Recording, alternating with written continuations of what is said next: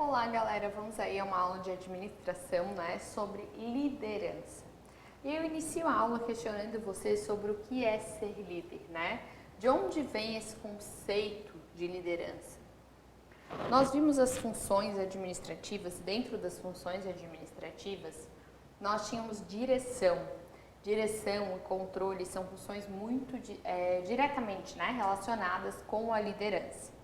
Por quê? Porque quando nós vimos direção, nós dizíamos que a função da direção exige que uma pessoa vá na frente e seja seguida por outras pessoas. Esse seguir por outras pessoas, ser seguido, né, é a capacidade de desenvolver liderança, de fazer com que as outras pessoas te sigam independente do seu cargo hierárquico. Essa é uma forma de liderar, né? Você é líder pelo que você é, as pessoas te veem como líder. Professora, mas e daí lá no meu cargo, lá no meu emprego, enfim, eu tenho um chefe que ele é meu chefe, ele é líder, mas eu não enxergo ele uma pessoa excelente, eu não sigo ele, né? Eu simplesmente faço o que ele pede porque ele é meu chefe. Isso é liderança? É, tá? Não é uma liderança intrínseca à capacidade de liderar, mas é uma liderança com poder hierárquico. Nós vamos falar disso, vai ficar mais claro. Vamos lá, vamos iniciar a aula que vai esclarecer tudo. Vamos lá. Então, qual a diferença entre líder e chefe, né? Primeira coisa que você precisa saber. Que talvez seja isso aí que aconteceu, né? Que essa sua dúvida aí na sua cabecinha. Então, vamos lá. O líder, ele vai influenciar pessoas. Alta capacidade de comunicação e ele é informal, foi isso que eu falei pra você. Ele é líder simplesmente porque você o segue, né? Indiferente do cargo. Muitas vezes você teve um chefe na vida ou alguém superior a você que deixou de ser, o cargo é transitório, passou para outra pessoa, mas você ainda tem aquele respeito, aquela consideração pela pessoa, você ainda o vê como chefe, o vê como líder, né? Porque essa liderança que a pessoa exerceu, ela era informal, ela não tinha uma relação direta com o cargo. E quando ele deixa o cargo, você pode então observar isso, certo? Muito bem. Já quando você tem um chefe, isso tem relação aí sim, né, com a sua posição hierárquica. Ele precisa estar hierarquicamente acima de você, né? Nossa, minha seta ficou horrível aqui, vamos lá, acima, agora melhorou. Acima de você, tá? Então ele tem autoridade, o que nós chamamos de formal. Aí ele tem um cargo de chefe, tá? Isso vai influenciar os tipos de poder. Quando você tem um poder legítimo, ele está relacionado, como eu falei, à hierarquia, é o seu chefe. Num poder coercitivo, é aquele poder onde eu te dou punições, né? O poder legal, por exemplo, é um poder coercitivo. Quando a sua mãe diz ou você estuda ou você não vai sair, é um poder coercitivo, ela vai te dar uma punição ou você vai ficar de castigo. Isso é utilizar-se de poder coercitivo, certo?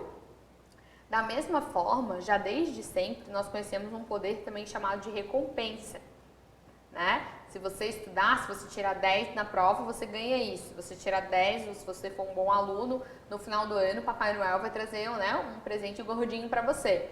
Isso é o quê? Utilização do poder de recompensa. E da mesma forma, o revés, né, o inverso, é o poder coercitivo. De se você não cumpre, se você não faz, você é punido, certo? E aí nós temos ainda, então nós já vimos recompensa, nós temos ainda o poder de competência. O poder de competência é aquele no qual você se destaca pelas suas habilidades e conhecimentos, tá? O poder de referência, ele tem relação com carisma e empatia. O poder de informação, posse da informação estratégica, né? Isso aqui é um grande problema em organizações públicas, né? Muitas vezes as pessoas têm a informação e não querem repassar, justamente por saber desse tipo de poder, né? E acabarem tendo essa informação e utilizando dela como esse tipo de poder, né? Por isso não repassam para os novos entrantes, tá? E o tipo de poder pessoal, que isso tem a ver com as características mesmo individuais de cada um, beleza? Primeira questão já na aula de hoje. Segundo Weber, poder significa toda a probabilidade de impor a própria vontade em uma relação social, mesmo contra resistências, seja qual for o fundamento dessa probabilidade.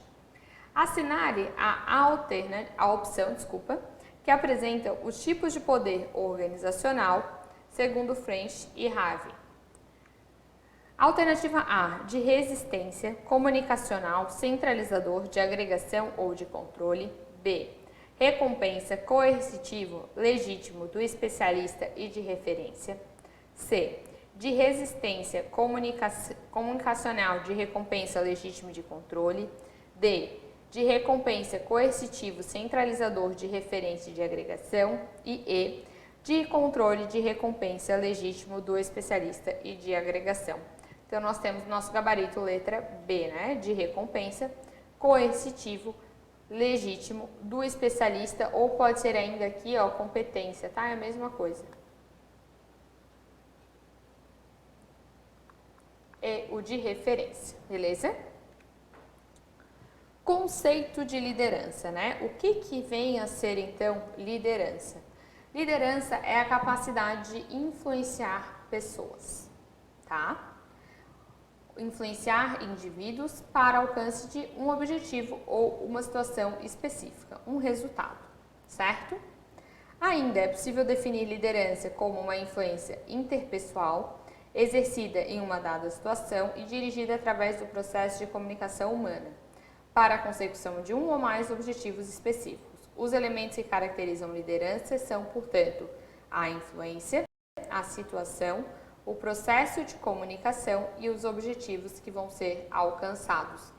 Então, eu preciso, como líder, né, repassar a situação, repassar em que momento estamos, o que deve ser feito, como deve ser feito e qual resultado eu espero, para que as pessoas consigam, então, executar as tarefas ou executar o que lhe foi repassado, né, e alcance, então, esse objetivo determinado. Tá? Conceitos, então. Resumo dos nossos conceitos. Para, isso aqui é o quê? Isso aqui, deixa eu voltar aqui. Ótimo. Para que ocorra liderança, tá? Para que ocorra liderança, eu preciso influenciar indivíduos para alcançar um único objetivo ou resultado. Eu preciso ter uma comunicação eficaz. Por que eficaz? Porque nós vimos que comunicação eficaz tem a ver com feedback. Quando eu tenho uma comunicação eficaz, a outra pessoa, o receptor, ele consegue compreender exatamente o que eu, emissor, quero que ele compreenda. Portanto, ele irá executar exatamente o que eu solicitei, né? Não tem um ruído nessa comunicação. Então, a comunicação aqui tem que ser eficaz. Eu sempre terei um líder e um liderado, obviamente, né? É preciso saber conduzir os liderados, é preciso saber motivar esses liderados e é preciso migrar de um modelo autoritário para um modelo democrático, certo? Teorias da liderança. Quais são as teorias que nós temos dentro da liderança? São 3 teorias. Nós temos a teoria traços de personalidade, os estilos de liderança e as teorias situacionais. As teorias dos traços de personalidade vão ter o foco nas características pessoais do líder. Nos estilos de liderança, a análise é feita pelo comportamento desse líder. E as teorias situacionais, automaticamente pelo ambiente em que esse líder se encontra. Beleza? Agora nós vamos repassar, então, cada uma das teorias. Vamos lá. Primeira teoria. Então, os inícios dos estudos de liderança, eles buscavam classificar sempre um líder conforme os atributos físicos, psicológicos e também suas aptidões. Isso diferenciaria o que era um líder e o que era um não líder. Então, aqui nós temos as relações das características.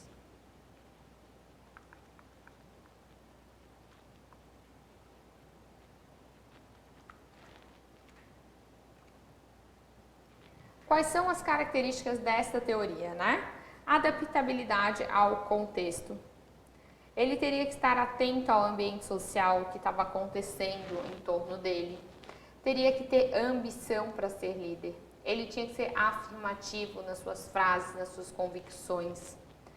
cooperativo, decisivo, estar sempre motivado, ser enérgico quando necessário, né? Demonstrar pulso firme, ser persistente, ter uma autoestima, capacidade de absorção do estresse do cargo, né, de ser líder, e desejo de assumir responsabilidade. Isso são características do que a teoria dos traços de personalidade acredita serem necessárias para que uma pessoa exerça liderança. Dentre isso, para que ela exerça isso, ela necessita de algumas competências. Quais competências? Ela necessita de inteligência, de criatividade, de diplomacia, de eloquência, organização, persuasão, né, poder de convencimento aqui, e ser um ser socialmente bem dotado, tá? Automaticamente, quais são as críticas, né, a essa teoria dos traços? A teoria considera fatores aqui, ó, fatores que são intrínsecos ao indivíduo, não existindo, portanto, possibilidade de desenvolvimento. Você tem que nascer pronto, né? Ou você é líder ou você não é líder, beleza? Portanto, as limitações da teoria são as dificuldades de se identificar os traços, né? Porque você precisa conhecer muito alguém para saber todos aqueles traços. Ela ignora a reação e a influência dos subordinados. Acredita que o líder terá a mesma postura diante de diversas situações, então ele sempre tem que ser persistente, ele sempre tem que estar motivado, ele sempre vai ter uma boa autoestima, né? Ele sempre vai ter um conhecimento sobre aquele assunto, ele sempre vai ser inteligente, sendo que, assim como qualquer outro ser humano, né, o líder vai ter aí os seus momentos e os seus assuntos que terá mais ou menos afinidade, certo? E essa teoria, ela descarta essa possibilidade, ok? E além disso, ela funciona então sendo simplista e limitada justamente por esse motivo, né? Questão. A teoria dos traços tem como base a ideia de que, afirmativa A, o valor inerente ao líder está relacionado ao posicionamento que ele recebe na hierarquia formal. B, os aspectos de liderança não podem levar em conta a contingência, devendo ater-se ao modelo genérico de desenvolvimento. C, as características essenciais para a liderança são inatas, não sendo possível seu aprendizado. Os líderes devem adaptar seu estilo de comando conforme as características de cada situação. O papel do líder deve ter como ênfase o aspecto meramente consultivo, adotando um comportamento guiado para o laissez-faire. Automaticamente, nosso gabarito letra C, né? Não é possível o aprendizado, essa característica mais forte da nossa teoria dos traços, tá? A segunda teoria é a teoria comportamentalista, ou os estilos, né, de liderança. E aí ela vem em resposta à teoria dos traços e classifica a liderança em estilos. O estilo mais comum de liderança, né, são os autoritários, o democrático e o laissez-faire ou liberal, beleza? O que seria o nosso estilo autoritário, então? Terá foco no líder, centralização, inflexível e pouco participativa. Vejam que é um estilo de liderança. Eu já não falo mais da pessoa que lidera, e sim do estilo de liderança, tá? O estilo democrático, eu tenho trabalho mais em equipe, a maior autonomia dos subordinados, então as pessoas podem aí executar algumas tarefas, um bom relacionamento entre os colegas, e aqui eu primo pela comunicação, tá? E no liberal, as pessoas têm já a liberdade de decisão, a gestão é totalmente descentralizada e o líder tem mínima interferência, né? Então aqui, ó, eu reduzo a centralização total, né? Reduzo e a hierarquização vai caindo aqui, ó. Certo? Justamente, né? Pelas próprias características do comportamento do líder. Dentro dessa teoria, então, como que funciona? No processo de trabalho, quando existe uma tomada de decisão, na liderança autocrática, Somente o líder toma a decisão, ele é que vai fixar as diretrizes sem uma participação de grupo. Na democrática você tem o debate, né? E a equipe acaba sendo estimulada a ajudar a decidir, auxiliada pelo líder. E na liberal, liberdade total das decisões, com mínima participação do líder. Sobre a organização, na autocrática, o líder então determina as providências para a execução das tarefas quando existir necessidade de forma imprevisível para o grupo. Na democrática, o grupo determina as providências e técnicas que garantam aí os objetivos com o auxílio do líder. E no liberal, a participação do líder é limitada, podendo fornecer apenas informações quando forem solicitadas pelo grupo. Sobre a divisão do trabalho, na autocrática, o líder então ele vai ordenar qual a tarefa que cada um vai executar e realizará, portanto, a divisão das equipes. Na democrática, a divisão das funções fica a critério da equipe e cada indivíduo tem a liberdade de escolher os seus colegas de trabalho, enquanto na liberal, tanto a divisão das tarefas quanto a escolha dos companheiros fica a critério da equipe. Referente à participação, quando a autocrática, o líder vai ser pessoal e dominador, responsável por fazer elogios ou críticas a cada um. Na democrática, o líder vai procurar se integrar ao grupo, sendo objetivo e motivar, né, também a equipe com os elogios ou críticas.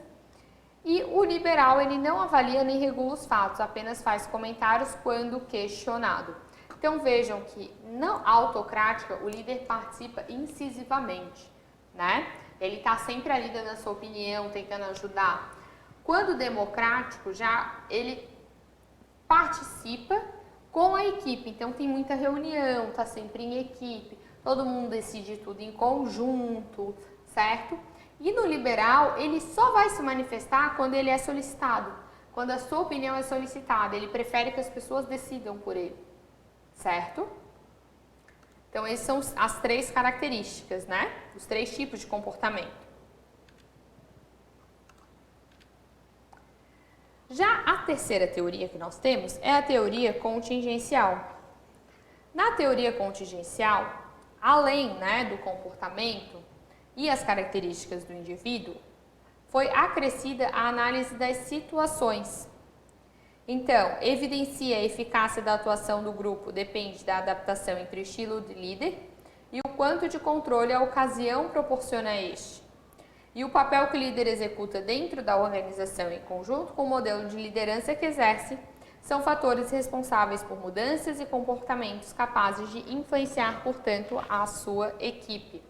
Ou seja, né, aqui ele já acredita que o comportamento do líder ele vai ser alterado dependendo da situação. Vai ter situação, né, algumas situações em que o líder vai necessitar exercer uma liderança mais democrática, ou mais autocrática, ou mais liberal, né? Isso vai depender da equipe e da situação em si, certo? Então, essa é a teoria contingencial. O que a teoria contingencial acredita, né? Que um conjunto de conhecimentos, habilidades e atitudes vão justificar, portanto, um alto desempenho, na medida em que há também um pressuposto de que os melhores desempenhos são fundamentados na inteligência e personalidade das pessoas. Assim, a competência é um estoque de recursos que qualquer indivíduo vai deter. E o conceito de competência da gestão situacional influenciou o surgimento do que hoje nós conhecemos, né, por gestão por competências nos recursos humanos. A gestão por competências vai propor, então, alinhar esforços para que as competências humanas possam gerar e sustentar as organizacionais necessárias para atingir os objetivos estratégicos da organização. Dentro da teoria contingencial, nós temos o modelo de Fiedler. Ele deve haver combinação entre variável e estilo de forma adaptável a cada situação. Ou seja, né, a variável tem que combinar com o estilo. 3 variáveis podem influenciar as atitudes de um líder: as relações com os membros, né, com os liderados, a estrutura da tarefa e o poder de posição. E os estilos de liderança, ele pode ser voltado para a tarefa ou voltado aí para o relacionamento. A outra teoria, ela baseia-se na maturidade do empregado. É o modelo que nós chamamos de caminho e meta, né? Onde o líder deve esclarecer o caminho a ser trilhado pelo empregado e lhe oferecer recompensas condizentes com as suas expectativas, apresentando então 4 estilos de liderança: diretivo, compreensivo, participativo e realizador.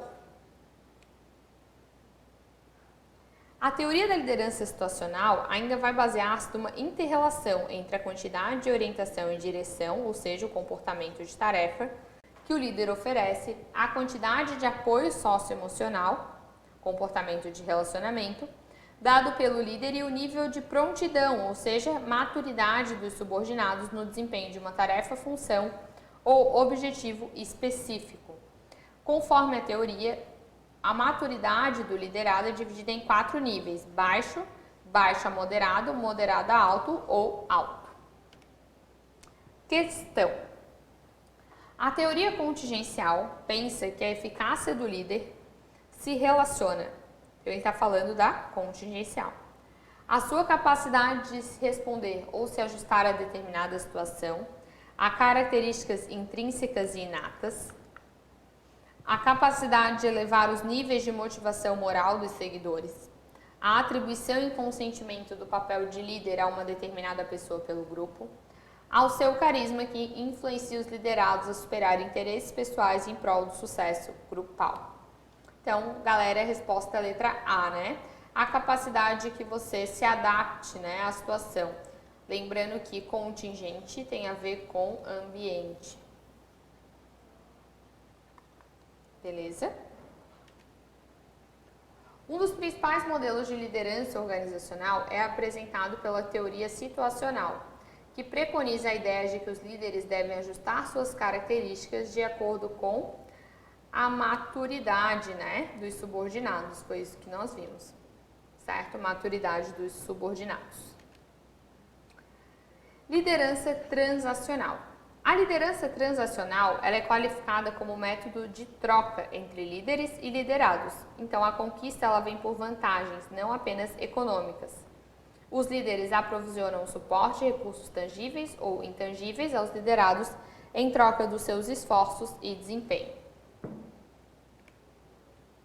Na liderança,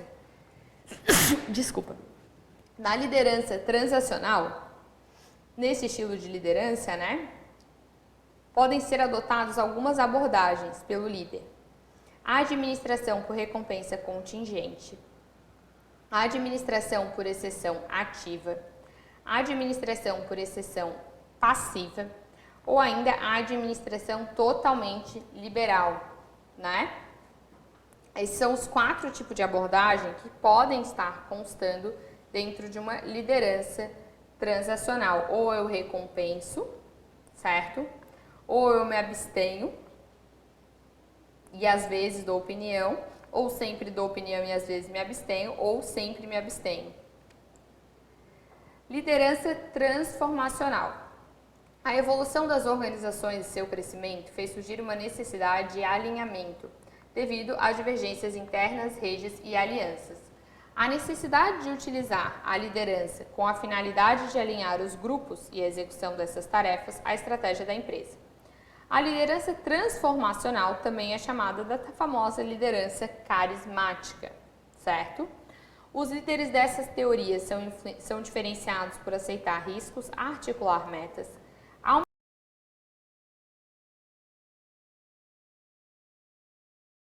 da organização e ainda eles sempre dão o nosso famoso feedback, tá? Essa é uma grande característica da liderança transformacional, a capacidade de dar feedback.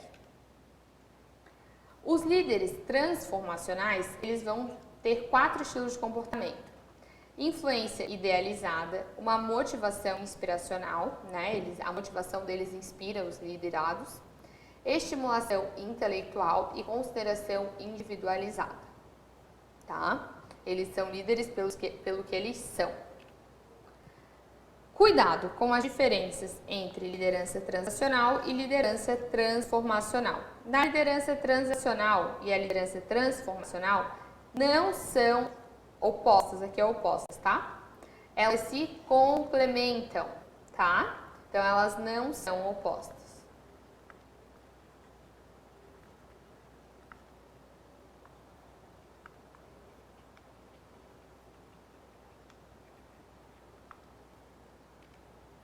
Beleza?